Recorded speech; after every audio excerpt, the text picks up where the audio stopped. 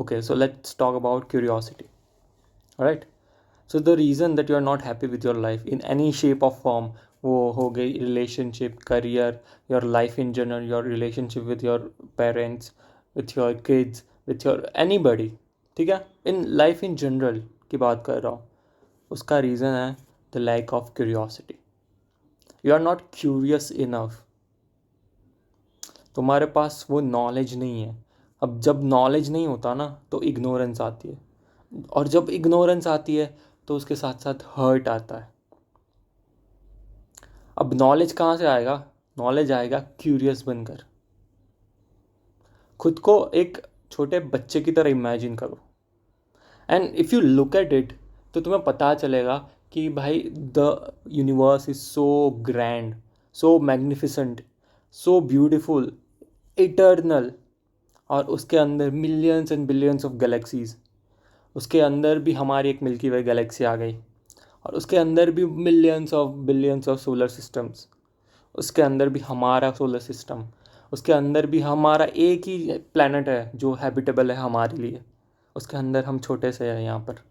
तो इन अ way we are kids. भले ही तुम 80 साल के हो या फिर 20 साल के हो, तुम बच्चे ही हो इन ग्रांड स्कीम ऑफ थिंग्स.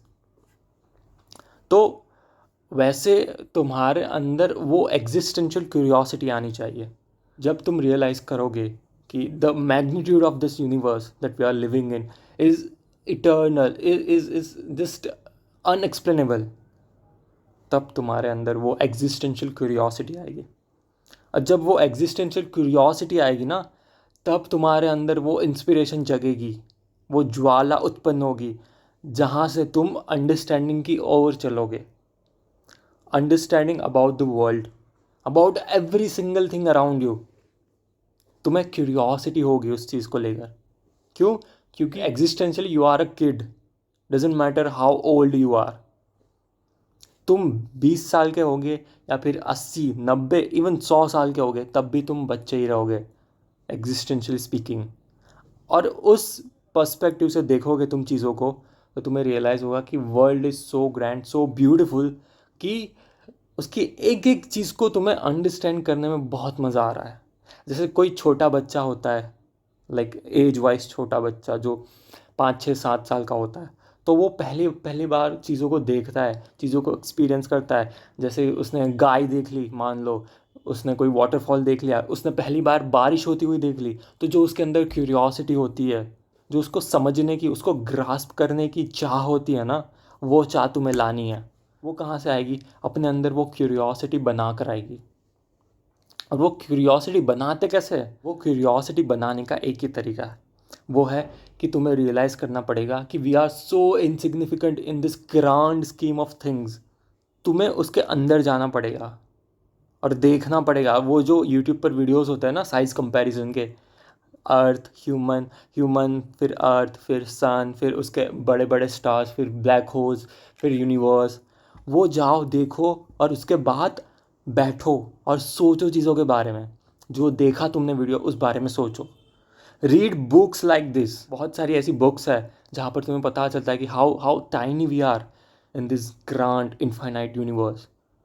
और वो पढ़ो, आर्टिकल्स पढ़ो और बैठो उस चीज़ के साथ, उस इन्फॉर्मेशन के साथ बैठो और खुद से कॉन्टम्पलेट करो.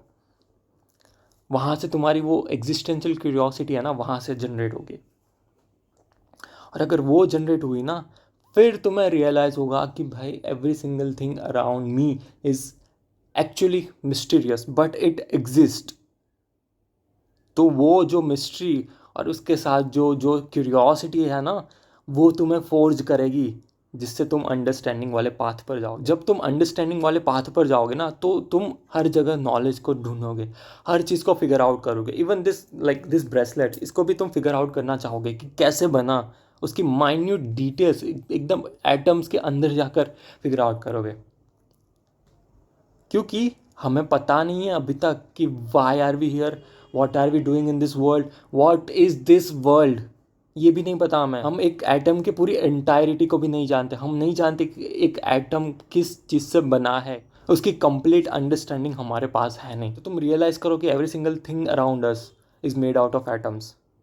पर हम उस चीज़ को पूरी तरीके से जानते ही नहीं है। Even scientist doesn't know. तुम्हें लगता है कि हाँ साइंस को तो पता ही होगा, पर नहीं, नहीं पता साइंस को भी। तो ये curiosity for knowledge, the seeking of understanding, उसको अपनी पर्सनालिटी का एक पार्ट बनाओ। Try to go deep into things, just don't believe in things ऐसे ही, ठीक है। Belief is the biggest enemy of knowledge and understanding. अगर तुमने मानना शुरू कर दिया ना, तो you will not go deeper into the things. अगर तुम अंदर नहीं गए तो तुम्हें माइन्यूट डिटेल्स नहीं पता चलेगी। अगर तुम्हें वो डिटेल्स नहीं पता चलेगी तो तुम जस्ट ऐसे हवा में ही जीते रहोगे। अगर तुम अंदर चले गए अंडरस्टैंडिंग और नॉलेज के माइंडसेट के साथ, तो तुम्हें पता चलेगा कि हाँ भाई, यहाँ से वहाँ डॉट कनेक्ट होता है, यहाँ से वहाँ होता है, वहाँ से तुम्हारी एक रियलिटी का मैप ड्रॉन होगा, वहाँ से तुम हर चीज़ों को फिगर आउट कर पाओगे।